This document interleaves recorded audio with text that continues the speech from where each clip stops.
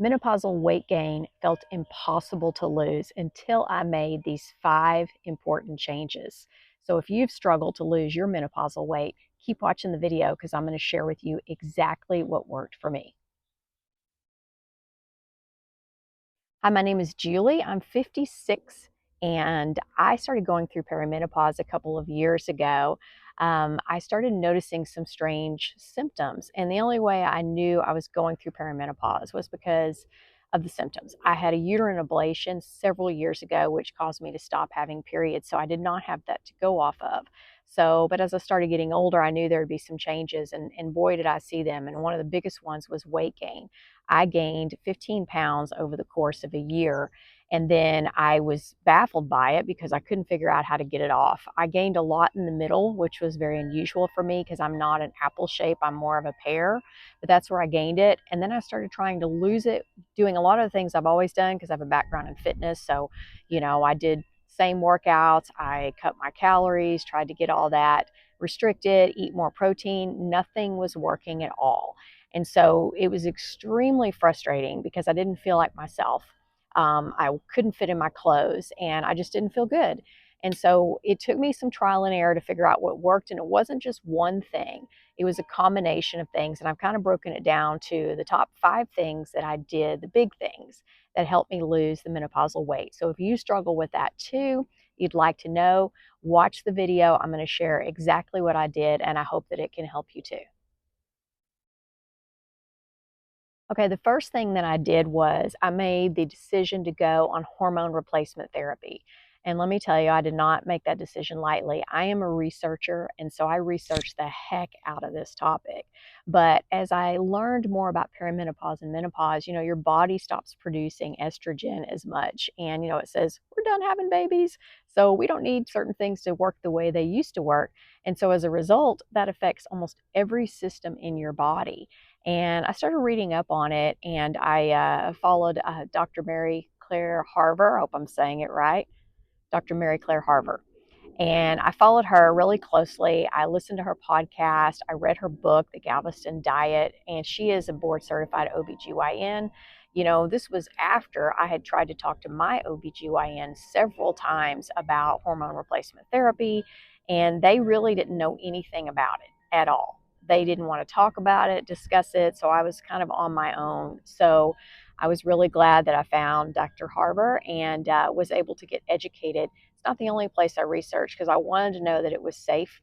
And the studies that scared women away were over 20 years old, and they used some kind of flawed control groups. And so if you want to know more about it, I'll put some links to some of her material there, some of the books that I read that helped me get educated on it. But at the end of the day, I was told that you could not really lose the weight easily or more easily unless you got your hormones under control. They were just completely out of whack, causing all kinds of issues, everything from aches and pains to hair loss to dry skin to that dreaded weight gain. And as the pounds are, creeping on and I'm getting more and more frustrated with it, I'm like, I have to do something here. I cannot be like this the rest of my life. So I made the decision. I started on hormone replacement therapy, and I just use an estrogen patch and progesterone, and started on a real low dose until we got the levels, correct. And once I started doing that, then some of my other efforts were a lot more effective. And so if you haven't looked into it, of course, always talk to your doctor. But what I found in my experience is that most doctors are not trained in that, and they're not even going to discuss it with you. I had to go online to find doctors that were speaking about it. MIDI Health is a company that specializes in women's health and perimenopause, menopausal issues, and HRT. And actually, I started with them, and that's how I got started with my hormone replacement therapy. So that's the first thing that I did. First thing that I did, always talk to a doctor, of course, get their clearance, make sure that you don't have any factors that would affect your ability to do that. But once I did get on that, it made things a little bit easier. The second thing that I implemented was intermittent fasting. Now, I tried intermittent fasting before I got to keto. I had some success with it for weight loss, but not a huge amount because I had to kind of combine all these things that I was doing. But it did help me some. In a lot of ways too, it helped me kind of reprogram my brain and correct some bad eating habits, because I am a snacker, and I love snacking. And other than the fact that a lot of my snacks were not that healthy, which is a whole other conversation around keto, it just kind of limited my eating window to a certain time period, so that then my body had time to digest it and it had time to process everything. Because your insulin levels go up every time you eat something, and then your body has to deal with that. I found out that I was insulin resistant from years of eating, low fat, high carb. And so that was a problem. So I needed to give my body time, especially when you're sleeping. You want a longer period of time before and after you're sleeping to let your body start to draw from those fat stores. I will tell you, it was tough at first. I started out with, what did I start with? Just a 10-hour fasting window. And then I increased it to 12, 14, and then I'm up to 16, which is where I landed, which means I'm only eating for 8 hours. Essentially, that came down to 2 meals a day. But what worked for me, because I, sleep a good 8 hours, it worked for me to eat my dinner a little bit earlier, and then that started the clock. And then I essentially skipped breakfast and broke my fast later in the morning. So, for example, if I ate my dinner at 6 o'clock at night and finished that, then 12 hours would be 6 a.m., add on 4, then we're at 10 a.m. And so I played with that a little bit, and it was hard to get to that 16-8, but that really was the most effective thing for me. There's a couple of great podcasts too on intermittent fasting that I started following. I can put those in the notes below as well, and just really educational. I was sleeping better. My body was able to digest. I had a little bit clearer head. And so for me, it was just a really good habit, because then I also paid more attention to, what I was putting in my mouth, when I was putting it in my mouth. So intermittent fasting was the second thing that I did. The third thing, though, when I'd only lost a little bit of weight with the intermittent fasting and still messing with the time frames, couldn't figure it out, was the keto diet. And I did not want to do keto because I don't like meat a whole lot. And the thought of giving up carbs just kind of like, I can't do it, because I love everything that's a carb, rice, bread, all the things. But I did a lot of research. I read up on the science about it. And, with keto, because I was insulin resistant, meaning my body was not drawing upon any of my own stores very easily, because you're constantly feeding yourself with carbs, which are a source of energy. But if you're always putting them in your mouth, enter intermittent fasting again, right?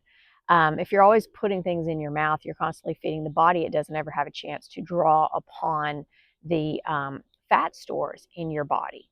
And so I did a lot of research. I started with the Keto Reset Diet, which is basically a 21-day period where you are training your body to be more friendly to fat.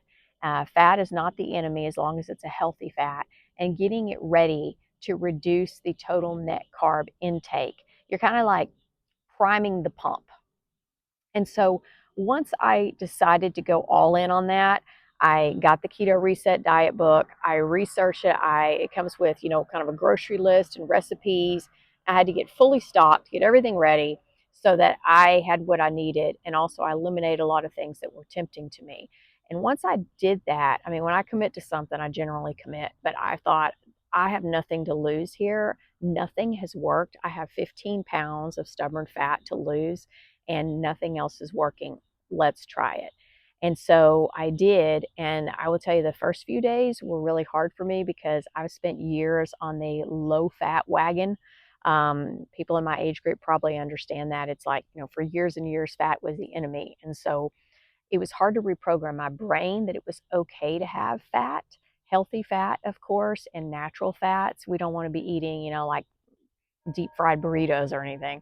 But that took a little while. And at first, too, with that high fat, high protein that I was eating in the beginning to get fat adapted, I was so full. Like, I didn't have any time to be hungry. I was just so satisfied. That's the biggest thing that kept me going on the keto diet, was the fact that I was so full and not hungry at all. The other thing that happened was the brain fog was gone.